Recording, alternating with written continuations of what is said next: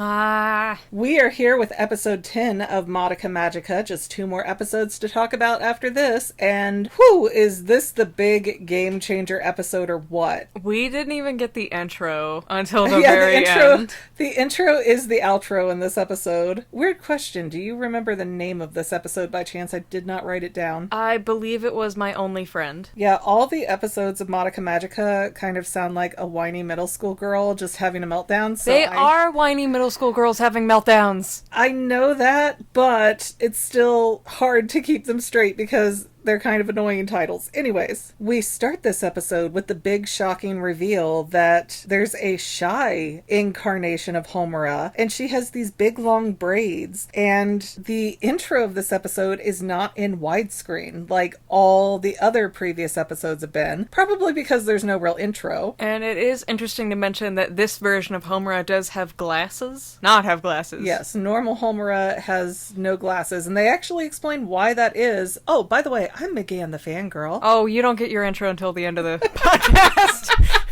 We gotta keep it thematic. Yeah. And she's the bagel ghost. But apparently Homura had a heart condition, and so she's been in the hospital for, what did they say, 6 months? Yeah. And she's really shy, and everybody's really excited to see her in their class. Like, oh, hey, where'd you come from? What are you good at? What are your sports? What are your things? And this is where I realized that the which one is the main character game does not apply to Madoka Magica, because all of these background girls have like pink and blue and purple and green hair. You know what, though? That is a great question to ask the audience today. Who is, in your opinion, the actual main character of Madoka Magica? Because even though it's technically Madoka's story, she is not our primary narrator in a lot of the episodes. I would like to argue that Sayaka is the most important MC because she really shows us the journey of the average magical girl, making a wish for someone else, regretting it, witching out, dying. We really do get the process through Sayaka more than anybody else due to the way that that timeline is framed, because if I'm not making any sense, we're about to find out that there are a lot of timelines going on in Madoka Magica. A lot. But for whatever reason, even though Homura just got into class, Madoka's like, I'm the nurse's aide for this classroom. Don't you need to go see the nurse, Miss Akemi? Well, if she's the nurse's aide, she was 1, probably briefed, and 2, they prefaced Homura's introduction with, she's been out sick all year. But it is really cute while they're walking down the hallway because Madoka really has big mommy energy, not M-O-M-M-Y, but M-A-M-I, the blonde girl that, you know, we haven't seen in a hot minute. She is very outgoing and exuberant and like, oh, hey, call me Madoka. I would like to call you Homura. Let's be besties. This episode really highlights Homura's weird obsession with Madoka. I feel like that's easy to have happen when you are in a position where you do not make a lot of friends. So the first person to be nice to you, especially in a new school setting as a middle school girl. Especially as a cute girl. Yeah, the first person who's nice to you is the person you're going to gravitate towards because you don't know any better. For all Homura knew, Madoka was crazy. Nobody liked Madoka. She had no idea what Madoka's reputation was. It's sort of like how they say the first lie wins. You know, the first person who reaches out and acts nice to you is often the one who wins you over. But that's not me trying to say that Madoka is sleazy or something. I'm not saying she's a bad person. I'm just drawing a parallel connection there. But I do really want to talk about first timeline Madoka's personality, because she's very upbeat, she's outgoing, she's confident, she's social, and very different from the Madoka that we see for the majority of the show. She's a lot more like her mom in the first timeline. And I really think Homura's wish was slowly, with each reset, swapping their roles and personalities. And we do see that Homura is very withdrawn in this timeline because she comes up to the board to do what I assume is fuzzy algebra. It looks like they put letters in math. It looked horrendous. And the teacher who calls up this new girl is like, oh yeah, you're new here and you've been out for most of the year. There's no way that wasn't intentional. Yeah, he knew what he was doing. And then the other girls are snickering about Homura getting dizzy from doing gym warm-ups. Japan is a very mean place. I don't know. Have you been to America?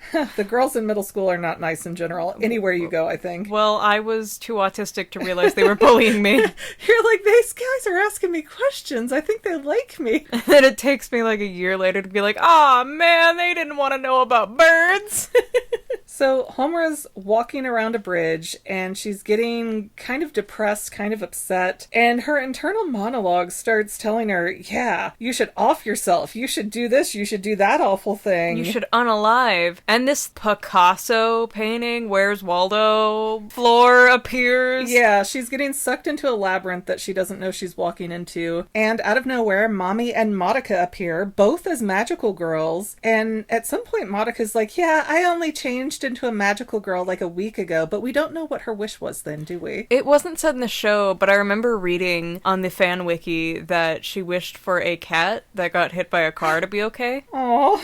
So we jump around in this episode. Obviously, they've got a lot to talk about here. They've got a lot to show us. And we jump straight into Walpurgisnacht killing off Mami, and then Madoka dies. And as Madoka has died, Homura is sitting there over her body with, for some reason, she's got one hand on Madoka's breast and one over her coochie. And it's like, girl, there's a lot of real estate you could be putting your hands right now. It does not need to be specifically there. Hey, she was slowly awakening to her Homura sexuality. Maybe. I'm just saying, Homura seemed to be like, well, this is my last chance, I guess. Hey, if Kyoko can keep Sayaka's unconscious body preserved in a motel room on the bed. And don't anybody say that that was 100% altruistic motivation, because there's a lot of time we do not see what is going on with that body. Way too much time. We only see the 15 seconds she tries to revive it. But while Homura is crying over Madoka's dying body, Kyubey pops up and goes, hey, you want to make a wish? I can make a wish happen. We can bring Madoka back. And he says this really interesting thing. He's like, you've got more than enough potential to be a magical girl. Would you sell your soul for her? So he's not even hiding it anymore. Well, I don't think he needs to. He has all the power over this girl who's grieving right now, who wouldn't say yes. Even if it's a bad idea, you don't have time to really think it through. You're grieving. You're not thinking straight. Is Homura a yandere? I don't think so. I think it's the opposite, where she's shy and then warms up. A tsundere? Oh, wait. Am I getting my terms mixed up? Yandere is like, oh, I love you, I'm obsessed with you, I'll kill anyone and everyone for you. Oh, that's a good question then. But it's not anyone and everyone, though. It's mostly Kyubey. There's a lot of Kyubeis that go down. She would 100% shoot Mami or anyone else in the name of Madoka. Well, let's talk about that in another couple reincarnations, because it does get interesting. Reincarnations? You mean timelines? But she is reincarnating in herself, backwards.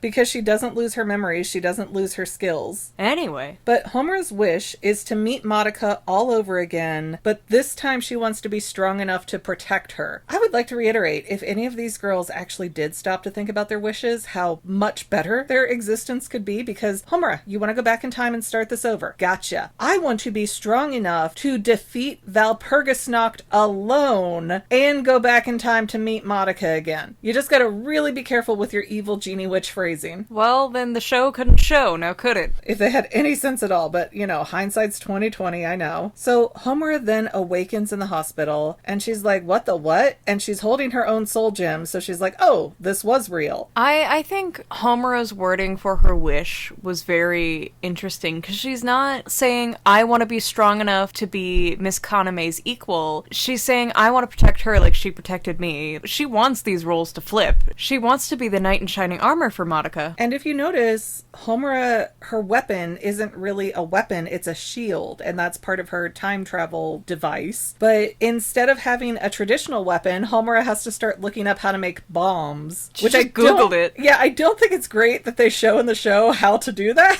Well, they just show liquids. They don't actually show what the liquids are. Yeah, but they're also showing like, oh hey, you can just Google this, and they're not wrong, but I do not encourage you to do this. Anyways, Homura goes to school, it's the first day of school, and she beelines straight to Madoka, and she's like, I'm a magical girl too, Miss Akemi. The amount of secondhand embarrassment I get from this scene every single time. So then they cut over to the ladies fighting a clothesline witch, and Mami and Madoka are both magical girls now, along with Homura. But this clothesline witch is really weird. It doesn't seem to have any kind of head. It's shooting lines of hung up tops, a bunch of school uniform tops, out of her hoo-ha jaw. And its legs are hands, and I really think it's quite obvious that some form of SA happened to this girl before she popped. Yeah, and if you don't know some of the psychology that goes with that, there are people who go through traumatic experiences like SA, and they can't get clean enough afterwards, and they can't get their clothes clean enough afterwards. And I've seen this happen to a young girl and her behavior about it. It is really a close parallel to what we're seeing with this clothesline witch. I wish I could tell you their name, but they decide to put everything in witch letters that we have no way to decipher. Anyway, Homura throws a bomb right into her arm coochie. Into her Miss Kitty. Hello, kitty. And then we cut to the girls losing to Walpurgisnacht. Well, hey, before we get to Walpurgisnacht, Homura and Madoka have a cute little cuddle moment. They're fine for like 2 seconds. And I can't remember, was this timeline the one where Mommy died and then Madoka ran off and then they just cut to Madoka laying in a puddle? No, maybe. No, wait, yes? Okay, yeah, no, I think this is the timeline where Mommy dies kind of off camera, but they're there like, oh no, Mommy just died. And Madoka takes off to try and save the day. She fails. Her gem turns into a grief seed right in front of Homura, and we get a little look at Madoka transforming into a witch. And it is apparently very painful. It reminds me of the villain from Ferngully. Did you ever watch that? I've never heard of that before, so no. Oh my gosh, you haven't seen Ferngully. Okay, it's like an early 90s animation about fairies in the rainforest, and the more the construction company cuts down trees, the more the smog it creates turns into this big villain. And it's really cool, and the villain's voiced by Tim Curry, and it's amazing. I have failed you as a parent if you haven't seen it. Hey, I at least know what Thundercats are. That has nothing to do with this. But yeah, Madoka kind of looks like the villain from Ferngully, the big smoky, creepy villain, and Homura resets the timeline right there. And her second time trying this, she just outright tells Madoka and Mommy, hey, you're being tricked by Kyubey. And Sayaka. Yeah, Sayaka's there as a magical girl this time. We don't know why something changed with her. And for a while, I really wanted to believe that Sayaka was only this aggressive and combative with all the other girls because Mommy died and then the thing with Kyosuke, but this is really showing that she's always been aggressive and combative. Sayaka's just kind of an emotional wreck, I think. And they do mention Kyoko, but we don't see Kyoko. Because Sayaka's like, are you working with that Kyoko girl? Are you part of this? Are you trying to make us fight? And Sayaka even gets really snotty with Homura. Like, you almost blew my face off with your bombs. Can't you use a different weapon? Which is fair criticism, honestly. If I was a sword fighter in a long-ranged team. Maybe this is why magical girls aren't supposed to team up like this, because they all have different skill sets and weapons. But Homura decides, okay, I'm gonna pause time and go rob a Yakuza locker room and just shove it all in my little time travel shield. And she does. She gets shotguns and handguns, all kinds of crazy stuff in there. She must have went back so many other times, because she has used so many guns and just tossed them into the river. And then, without any explanation, we do a little time jump, but hey, we've already got the gist of all these timelines, so hopefully everybody's keeping up here. We see Sayaka's witch, and she's a little bit different looking. And even more interesting is that now she has, instead of a bunch of violinists playing Kyosuke's music, or maybe they were all supposed to be Kyosuke. There was only one violinist and a bunch of empty seats around her, like she wanted to share the stage with him. But it was like the violinist was copy-pasted 1,000 times over in some of the shots. The seats were empty. But this time there was a bunch of dancing hitomes around Sayaka, like they were her familiars. It kind of feels like if she was more honest with how she felt about Hitome.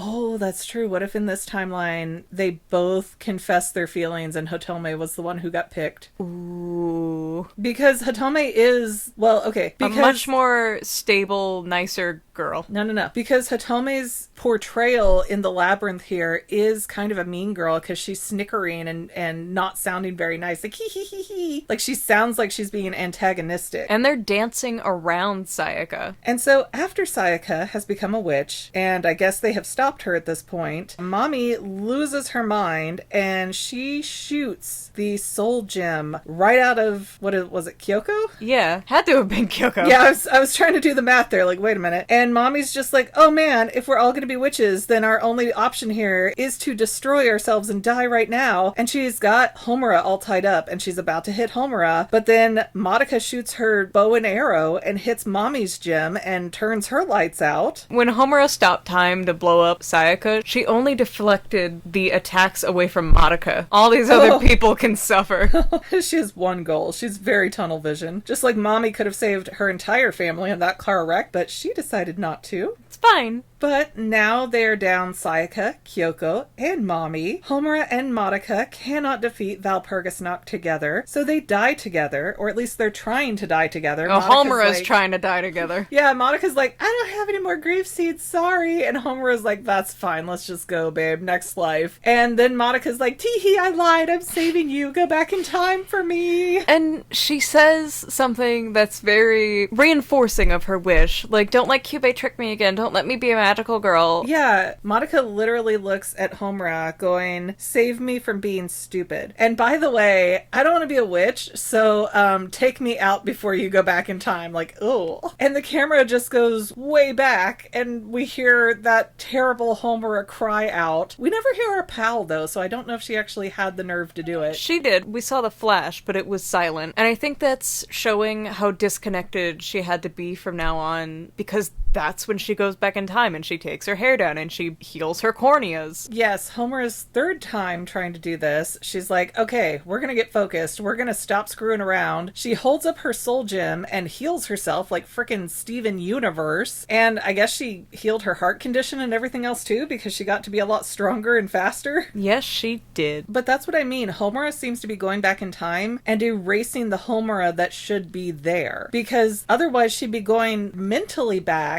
but her body would be in the same condition. Again, Homura is doing her best to switch places with the first timeline, Madoka and Homura. If you notice, as the timelines go on, Madoka's the one who becomes more timid and shy and nervous and unsure of herself, like Homura was in that first timeline. And here comes Homura, who's cool, she's calm, she's collected, she knows what she's doing, and she's the powerful one in this relationship, while Madoka's on the sidelines. I do love that part of representing that is Homura taking her hair down. Like, no more time for girlish pigtails. We're getting serious. Well, she is also like 20 at this point. By the way it's framed, this is only her third reset, but it is possible there's been 30, 40, 50 resets, we just don't know. Ultimately, Homura finds Madoka not as a magical girl this time, but Homura's too weak to defeat Valpurgis Nacht, and Kyubey gets to Madoka during the battle and convinces Madoka to make a wish, which does work. Madoka is able to one-shot Valpurgis Nacht, so that's great. Whatever she wished for there really work. And for this timeline, that's actually the opening of the first episode. You remember where she was running through the black and white area, and it's, yeah, and she wished for, I don't know, a quick power-up. But the problem is, once Valpurgis Nacht is gone, basically Madoka's contract has been fulfilled, and she almost immediately transforms into a witch, probably because it took so much energy to take down Valpurgis Nacht, at least that's my assumption. And we see Homura talking to Kyubey, with the world being an absolute wasteland. And Kyubey's like, yeah, I'm impressed that she one-shotted Valpurgis Nacht too, but I'd say your planet has about 10 days before Madoka the witch destroys everything. I believe Madoka's witch is named Gretchen. Really? I think so. So, yeah, that timeline is not gonna go anywhere good. So Homura starts walking away, and Kyubey does a weird thing. I don't know if it's just a weird translation bit or what, but as she's walking away, Kyubey's like, wait, you're a... And it's like, did you not know? No. Like, is this news to you, Kyubey? Yes! They make it very clear that he doesn't know, that nobody knows. That's the mystique of Homura Akemi. They do know she has time travel powers, because she uses them quite openly. Yes, they knew it in the first few timelines when she had her braids, but not anymore. She's keeping to herself. And Kyubey also says something before she turns back time again. And he's like, oh well, who cares if your planet gets destroyed? We filled our quota and more. It's humanity's problem now. Yeah. Which does show that he is upper management. He is lying through his teeth about everything. Yeah, we really have no idea what they're even using the energy for that they're collecting. It could be something even more terrible and devious. Who knows? But now we have Homura's fourth time going back, at least that we see, and she gets really cold-hearted about everything, and she's like, I'll go back over and over again, even if it costs me my one friend. And she keeps obliterating every Kyubey she can, but more keep coming, and she's standing in Madoka's window like, hey, if something tells you it has a wish for you, no it doesn't. Don't believe it, it's not true, or I'll lock you up in my dungeon. It's basically giving her rules for living in the Appalachian Mountains. Keep your windows closed, don't look out your window windows at night. Anything that talks to you, no, it didn't. You hear your name called, no, you didn't. You ride the all-female bus to school. You hear grandma calling for help, no, you didn't. But it's not gonna work because Madoka is so thick-headed with this. She is so ditzy and doty now. It just really makes her seem so ignorant, and I guess she is. Because she sees this emo girl in her window with a dead cat, and she's not She can't see the cat. She can't see it's below the windowsill. She's trying to be smart about it. She sees this emo girl walk up to her open, unlocked window and be like, hey, baby girl. And doesn't Madoka live in like a gated community? Yeah. So it's even more unsettling. And she's not like, Mom, I think we need cameras or something. Oh, and actually there are two things from the last episode that I noticed when I was getting the screenshots that I wanted to point out. So the place that I get the screenshots from, they use the Japanese version of the show. So when I was trying to find the mermaid and the unicorn wind chime, they don't seem to exist in the Japanese version, which if that's an add-in, that's a very interesting thing to add in there. Because we do get a lot of faraway shots in this series, and there's usually nothing in the foreground to keep our attention, like the mermaid and the unicorn wind chime. So they were important. Important enough to add in, at least. Potentially. Now, maybe I'm wrong and the screenshots just didn't catch the wind chimes, but you guys who have seen it in the original Japanese version, let us know in the comments if you've noticed that. I also noticed Madoka's room is messed the F up because she has not one, not two, but 3 chairs, all facing her bed in a very strange way. She's got 3 friends in this show. 2 of them are dead. One of them is a time traveler, and they're just ghosts sitting in there? I mean, yep. And I can see a need to have multiple chairs in your room. I mean, I had a really big room as a kid. I had a station to sit and watch TV, one for a vanity, and, you know, sometimes I had a craft project going on where I had a different stool or something. But all of these were normal chairs with backs, and they were all turned to face Madoka's bed. Who was coming in there? Who are these 3 people coming in there to sit down and talk to Madoka while she's on her back? Obviously, the ghosts of her dead friends. Yeah, it's just creepy. Anyways, back to this episode. We're pretty much at the end. The credits start, but it's actually the intro music, and yeah, so strange. And when this intro ends, this is actually, I believe, the only time where we get all 5 girls on top of the building. Oh, I did notice there seemed to be a couple of little extra images that they spliced in really fast, like Kyosuke and his family. I'm pretty sure that was always in the intro. Maybe it was just too fast for me to notice it, or something else, like words were You up. do seem to have color paralysis. Okay, I have bright color paralysis. It's usually My Little Pony that's my problem, because it's like, look at all the shiny colors. That's why I can't watch the Trolls movie. There are videos out there of baby stimulations. Stop it. I think that'd kill us. Is there anything else about this episode that you think is interesting enough to add in that I didn't get to? So much, but it's color theory, and I know we don't care about that. I mean, I don't not care about color theory. I just feel like it should be its own episode, or it's gonna get very choppy. Guys, write down in the comments how much you want me to talk about color theory. We'll get the whiteboard out. I know you've said in the past that Homura was from a Catholic school and that her soul gem does have a little cross on top of it, but she didn't say anything when they asked what school she came from. In the first timeline she didn't, but in the first episode she did. Oh. And I do also want to point out again how Homura's magical girl outfit has very few shades of purple, and the few that are there are very dark, moody, almost villain-like shades. The rest of her is gray and white and black, like a nun. I don't know. I would argue more, and I still see purple undertones in Homura's outfit, so I don't know if I fully agree with you there, but I could see it that Homura lives in a very black and white sense. As in, she doesn't care what happens, it's black and white in that Madoka either lives or the timeline's getting reset. Hold on, fam. Gotta reset the month for my bae. Yeah.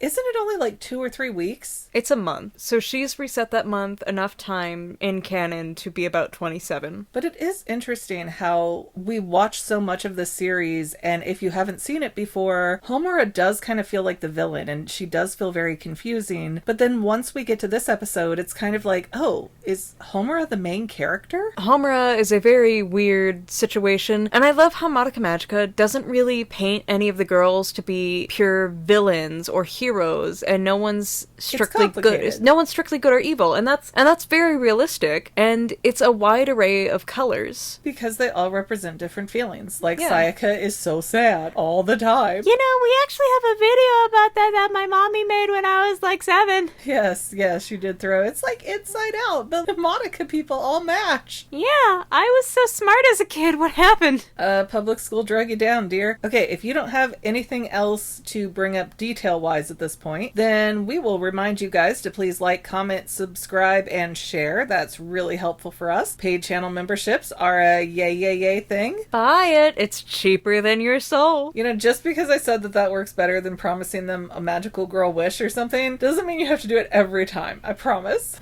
Do it. Do it. Come on, do it. And with that, we will see you in episode 11 next week, and then one more to go after that. Yeah. Yay! And to any of my members here on YouTube, a huge bottom of my heart thank you for all of your help and support. If you would like to become a paid channel member, there is a link in the description below. Thanks again, guys. Love you. Well, family members, we're almost done, but I want to invite you to hang out with me in some other places. I'm on Twitter and Instagram as my own personal self, and I have a Facebook page too, but I mostly just post photos over there. And sometimes people say, "Hey McGann, I want to mail you something. How do I do that?" Easy. Just click the About tab on my channel page, and my most current P.O. Box info will be right there. I also run another channel, The Family. It's really a hodgepodge channel where we might post anything. Oh yeah, and I also sell shirts and stickers and stuff with the Family and the Fangirl logos. If that is your cup of tea, I have a link in every description of every video. Finally, if you want to help out the Fangirl channel and make sure I'm putting out video essays for years to come, the best way you can help is by subscribing and watching more of my videos, whether they're new, old, whatever. Maybe even share one or two on social media, help spread the word. People who watch to the end of videos, like you, helps to tell the site, hey, this is a good video, we should recommend it to other people. So if you made it this far, leave me a comment of something like, hey, I made it to the end. Love ya.